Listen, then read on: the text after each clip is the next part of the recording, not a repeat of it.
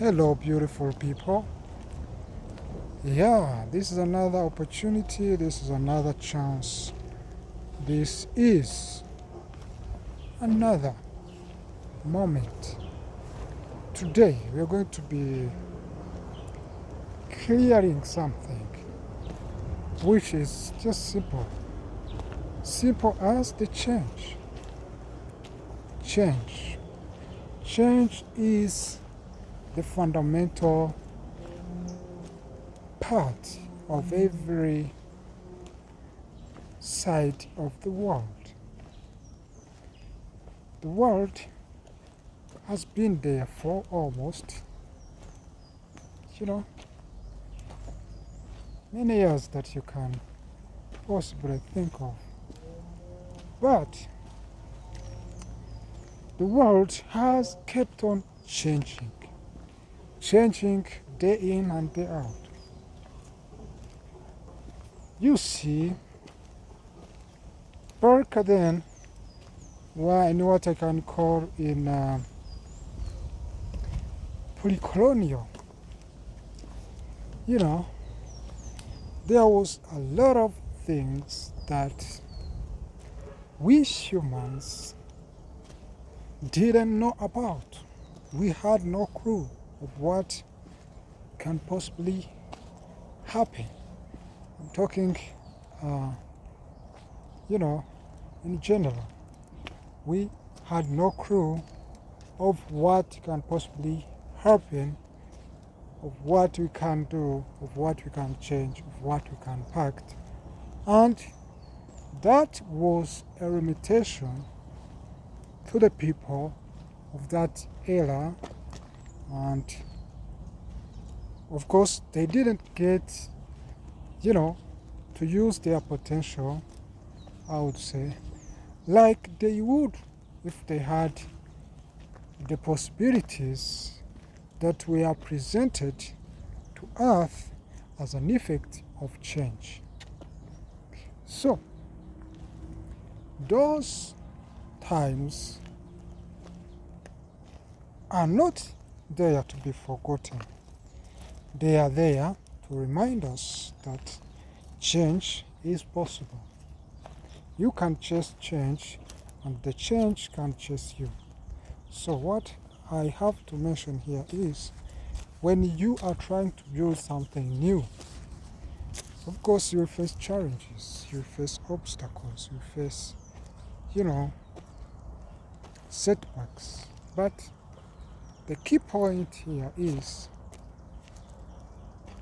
change is inevitable. So the people of that time, they would not even, light using a matchbox.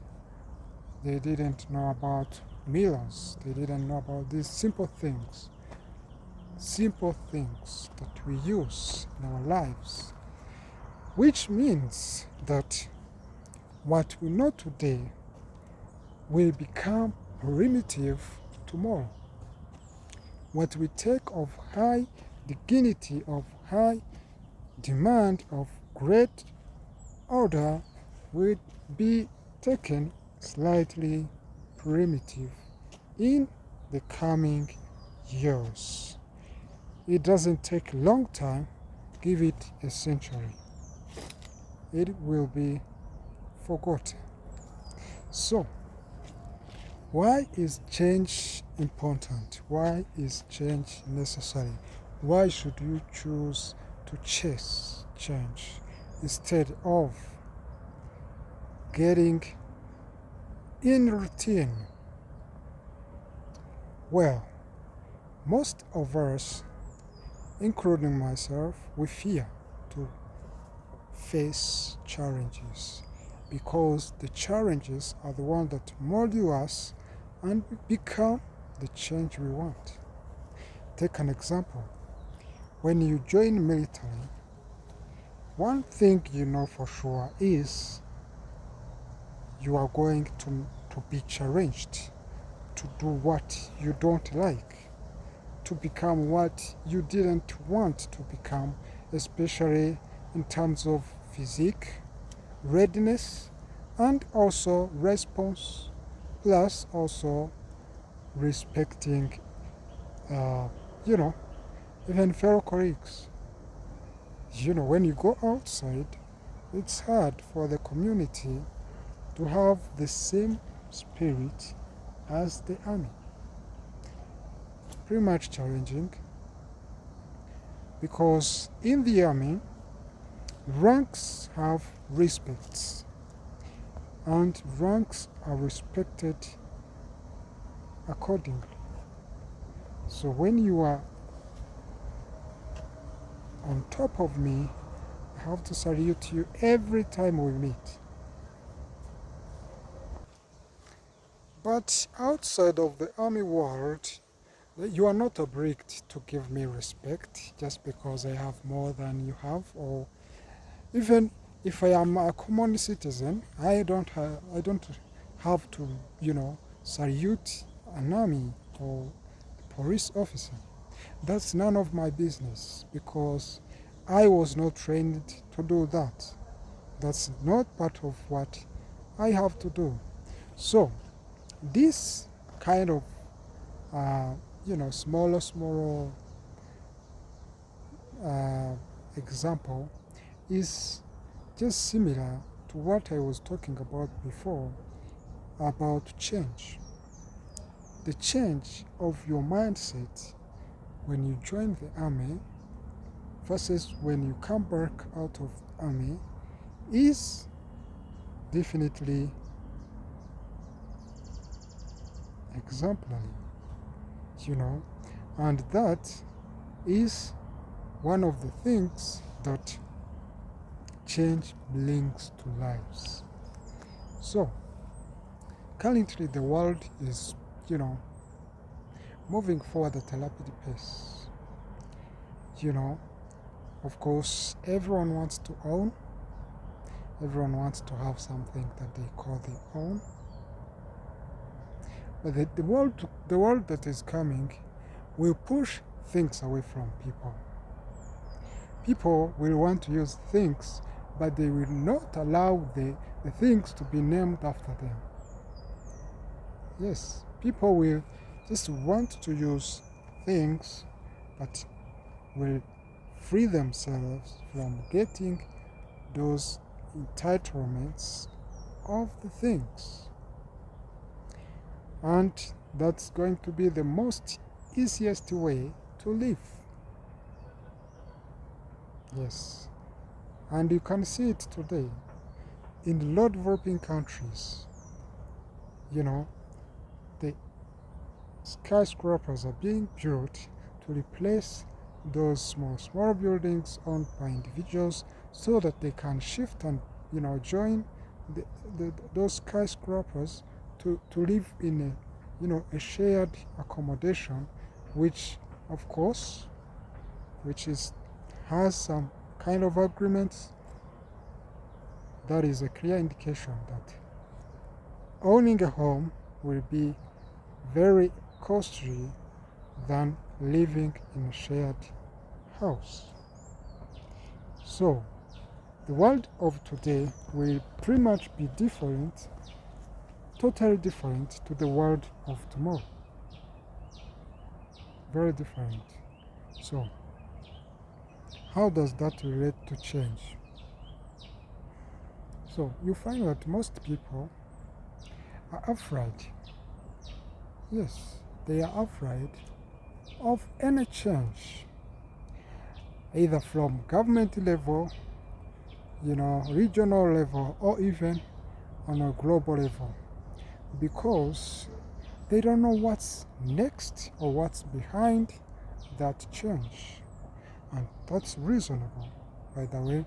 But how can we ensure that we are after a great change that can have a positive impact to the next generations? I'm telling you today, we have what I can call peace on a global level, because two countries can have conflicts, even 3. But those conflicts can be handled over time.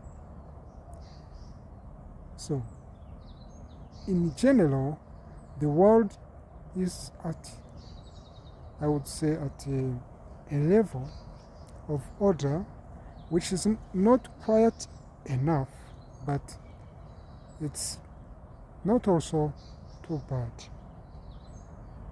So, the change that we need today is very, very simple. When you are,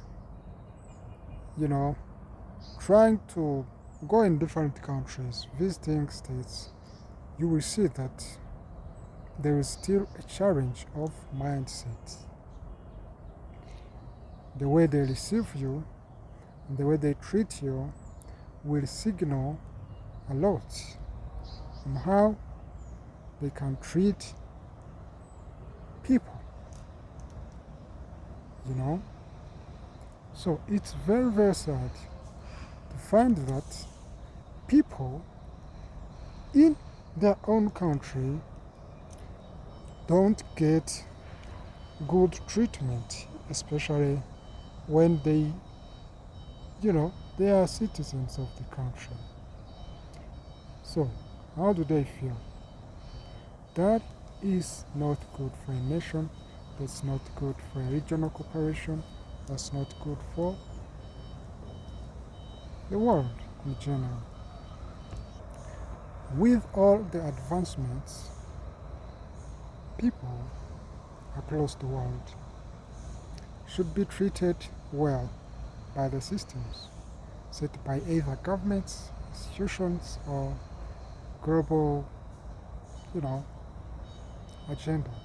So, we as the people, we have what it takes to make a change.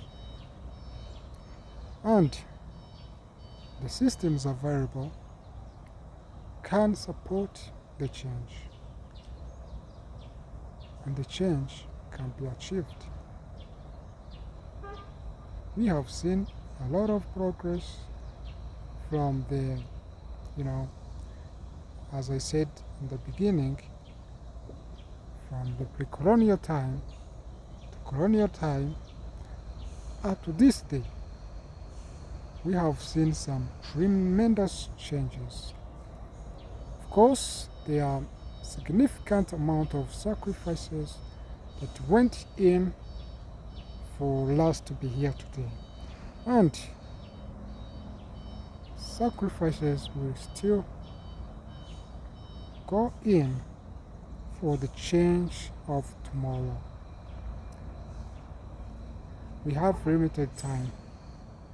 Nobody knows tomorrow. But all I know is nobody is going to live forever. Regardless of your location. Be in Greenland, be in US, be in Europe, Canada, or Brazil, Africa, Asia, anywhere in the world, we all have limited time. What is the fundamental change that we want? What is the main change that is driving the world? Fundamentally, people are trying to build their own empires. Industrialists, engineers, doctors, even the church. They're trying to monopolize the power. And the same power, is not serving for the well-being of the people. So when you try to use your I would say, to zoom, you will see that people are fighting for the top positions. And the top positions without people, without changing people's lives, without improving the standards of people's being, which is empty. Be on top or be on bottom, what matters is what are you doing to improve lives, to impact people's lives. Build skyscrapers, own multinational companies, have this and have that. If that doesn't serve people, then it is useless. Who can tell a story to 100 hungry men about how they have built wealth and empire of, buildings when they have none, when they have no money? That is a simple example of how empty is to be very rich without improving, without changing people's lives. So, this is one of other examples I can give, but the main reason I'm giving this example is because the crazy way the world is driving people to kind of monopolistic lifestyle is insane. Who wants most? Everybody will say I. Who wants the least? Nobody. So, the world is rushing, people are rushing, everybody is rushing to get the most out of it, and that's why everything is lost along the way. That's why there is nothing for the people, because everyone wants to own everything, and that is the culture across the world. That's why the world becomes more and more bitter and more selfish world than it could possibly be. So, there's nobody to blame. It's all the systems. It's all about the missing change. It's all about the missing improvements. And so, everybody has to play their role. You have to play your part in making sure that lives matter. People, the well-being of people, you have to understand that you are created to make lives better, not bitter. We are created to improve people's lives, to help people. And that's something that is far beyond our, our daily to-do list. But at the end of the day, that's the priority. It's our priority. And so, I am here to encourage the powerhouse the systems across the world, people in charge, institutions, departments, and